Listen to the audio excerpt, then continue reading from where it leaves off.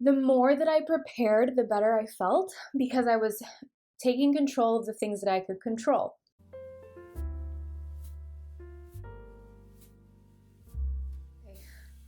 Hey moms to be, my name's Rachel Scher, and in today's video I'm going to talk about 10 things to do in your second and or third trimester.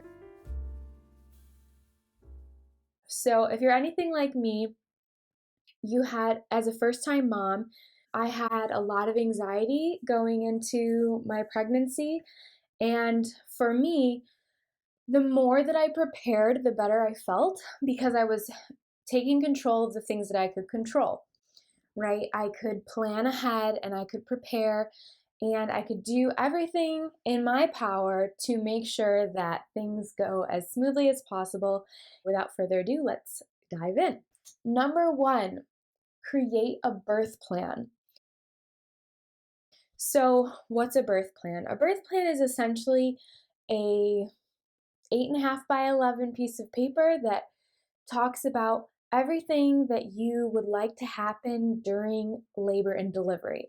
So it has your name, it has what hospital you're delivering at, whether or not you want pain medicine, whether or not you want vaccines or antibiotics or IVs, whether or not you want delayed cord clamping, or if you prefer just all of your preferences.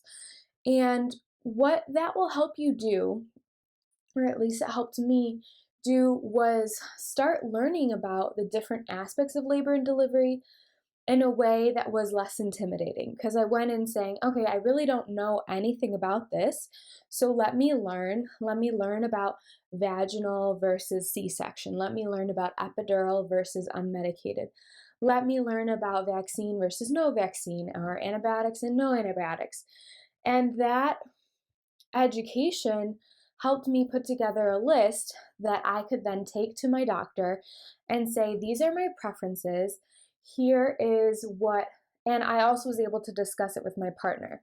So I researched everything myself, came up with a list of my preferences, then I discussed it with my partner, and we kind of went over the pros and cons of each thing that we wanted on our birth plan.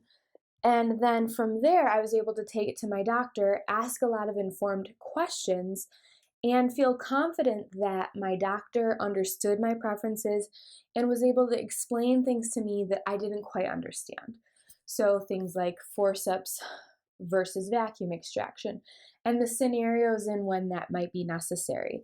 And there are a lot of preferences that I have that I'm willing to be flexible on, I'm willing to change based on whether or not myself or the baby are doing okay in labor. And there are things that I really don't want to budge on. For me, that's pain medication, and I've had bad experiences and bad reactions with pain medication in the past, and so I really don't want to have to take pain medicine, and I'd really like to muscle through it. So, number one, birth plan, and I can link my outline, my Google Doc for a birth plan below so you can see what it looks like and if you'd like to get one. And there are lots of cute ones on Etsy and things like that, and I can link some of those too. Number two, pack your hospital bag. You've probably heard of packing your hospital bag from a lot of different YouTubers, and this one was great, and I have a list, Google Doc linked below, of what's in my hospital bag, so you can grab it from there.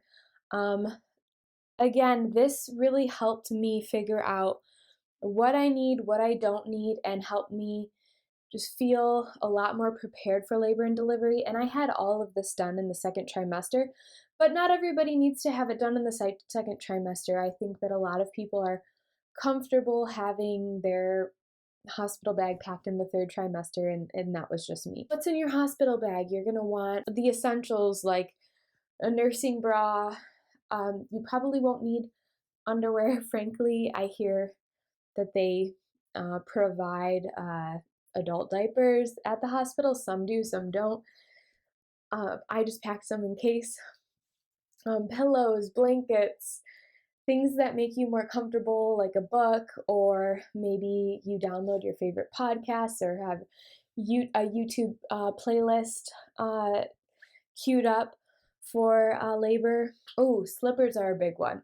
Slippers or socks with the little stickies underneath. I'll show you what I had. You definitely want to have your hospital bag packed in the second or third trimester because you really don't know.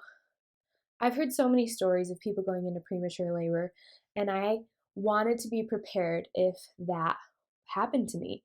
I didn't want to be caught off guard. So for me, it was really important to have my hospital bag packed in that, and it's been packed and in the car since the end of my second trimester. But again, it's totally up to you. Okay, number 3, probably many Americans have something like a baby shower or a baby sprinkle, or in COVID times, an online virtual baby shower of some sort. And even if you're not having one of those, you can still put together a registry or a list. And I really recommend babylist.com. It's a universal online baby registry. So you can pull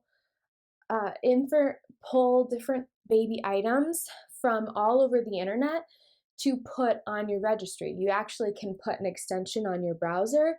So basically any website you're on, you can just click a little pink heart and it'll add it to your baby registry, which is super helpful when you're browsing the internet, either on your phone or on your laptop. They also have really helpful articles on baby must-haves, and I read a ton of them. I actually used Baby List for the majority of my baby thing researching, just because it was really concise and really straightforward. Whereas a lot of these YouTube videos are helpful, like baby must-haves and baby regrets, but it takes 20 minutes just to watch one video. So I highly recommend going to Baby List, and any items that you aren't sure about or you want to look into more, you just look on Baby List.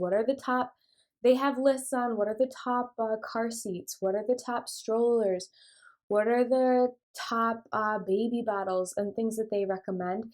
And you'll learn that everybody has their preferences, and they do such a great job of breaking down the different price points and the different lifestyle features that make a product either beneficial or really annoying. Number 4, take a childbirth class. I do not recommend this lightly. Please take a childbirth class. I know everybody recommends it, and I'm just going to add to the recommendations. This was one of the most helpful things for myself and my partner. We just did an online class, and I can link the one that we listened to below. We spent the weekend working on the house and kind of baby proofing things and listening to the childbirth class, and it was incredibly helpful. It also helped us to kind of solidify the decisions that we had made in our birth plan regarding pain medicine and regarding whether we wanted an induction or whether we wanted to wait for labor to happen spontaneously. It helped us to be able to logically think through those tough decisions because we didn't really know what we needed to consider until we took that childbirth class. Along with the childbirth class, I'm going to add in an extra little snippet, which is also to watch a couple documentaries, and I'll link the ones that I watched below.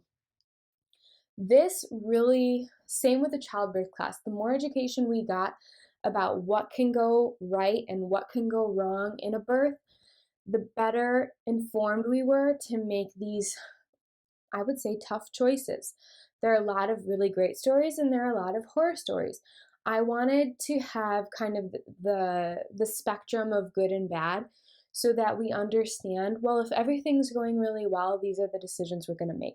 If things are not going so well, these are the decisions that we can make, and feel confident that we're making the most responsible decision for our family and that we know what our options are going in. And of course, we can't know everything. I'm not an OBGYN, neither is my partner.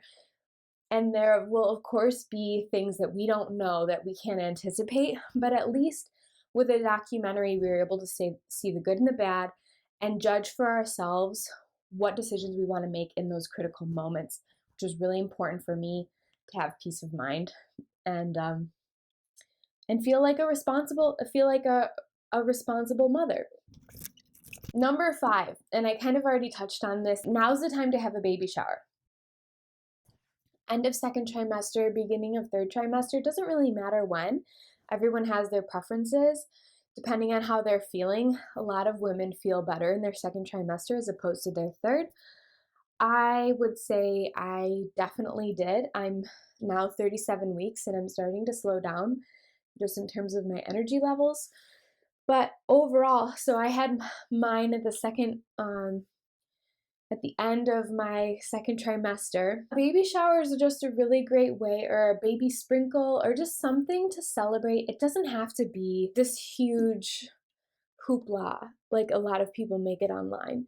It really doesn't. If you want to have something small with your close friends and family, if you want to have something big, it's totally up to you. And the point is that you're gathering with your community to celebrate life.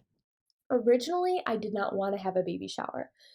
And that's just because sometimes I feel like I don't want to ask for help from my broader community, and my parents have spent and my mom has really done an incredible job of staying connected with our extended family and our larger community, and I haven't done as well of a job. I've been a bit selfish in that respect, and so to me, having a baby shower felt kind of awkward because I don't stay in touch with that many people as well as she does.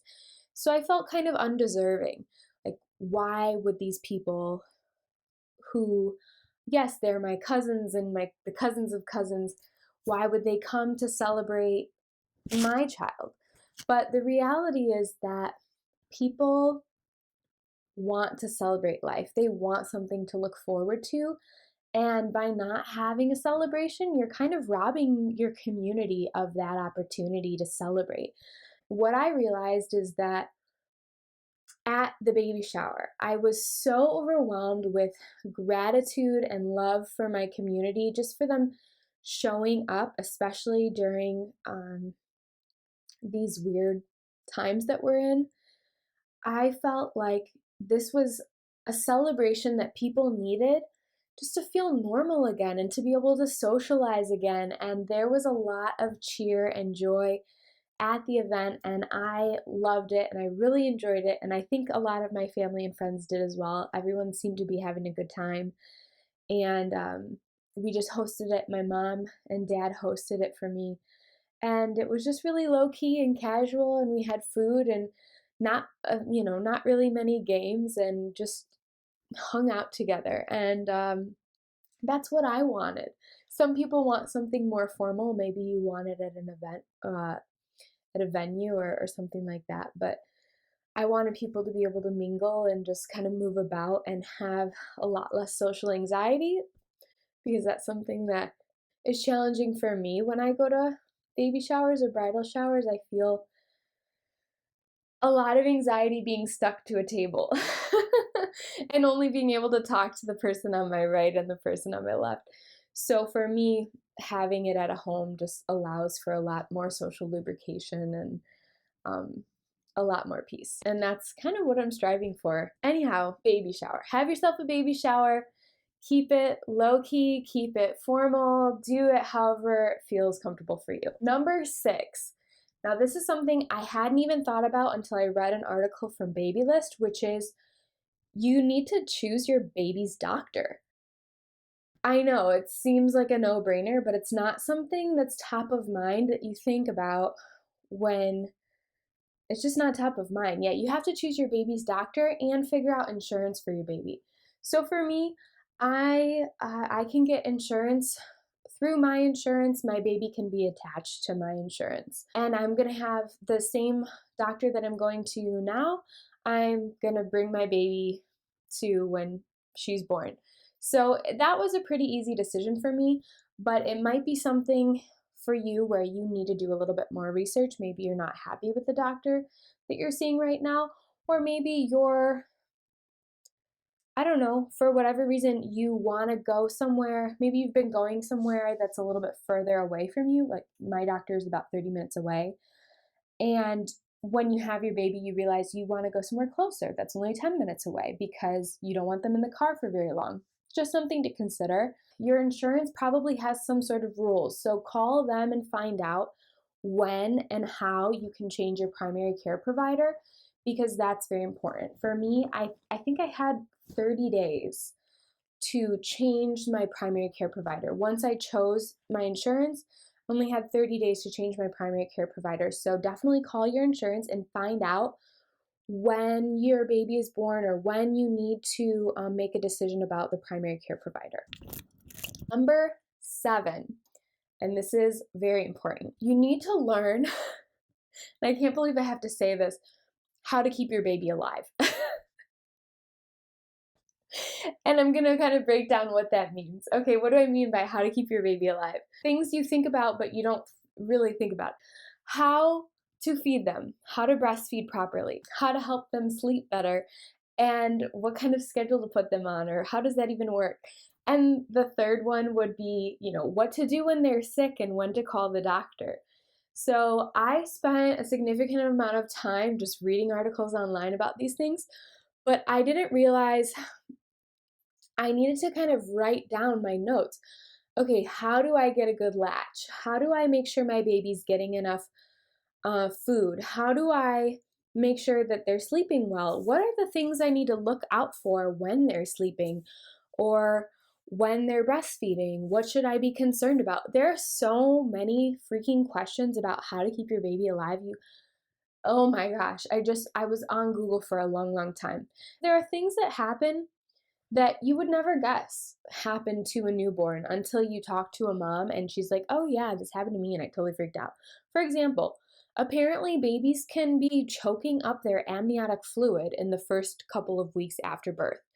And that's absolutely terrifying if your newborn has fluid just coming out of them and you have no idea what it is or what it's supposed to be. So that's like something you would want to know, right?